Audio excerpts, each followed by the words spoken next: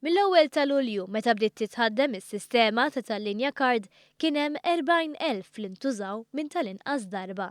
Dan filwaqt li b'kollox kien hemm 62,000 card li fuqhom inxtara kredtu. Daniel Grech, direttur kummerċjali tal-Malta Public Transport, qal li dawn huma numri tajbin ħafna li qed jikbru ma' kuljum li jgħaddi.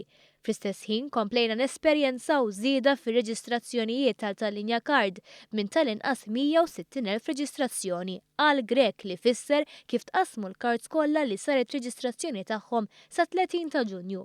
L-oħrajn se jitqassmu fil-jiem li ġejjin. Malta Public Transport għamlet ukoll linja diretta għax kien hemm każi fejn il-kard ma waslitx fosthom minħabba xi problemi bl-indirizz. Min irid jiċċekkja dwar dan għandu jċempel fuq 22 01 4824. Il-Malta Public Transport spjegat ukoll kif il-biljett ta' 30 ċenteżmu għal satejn għal dawk b'kart anzjan, persuni b'diżabilità u tfal taħt l-10 snin se jibqgħu fis-seħħ. Dan biex is-sistema tal-kard tilħaq tinqabad aħjar.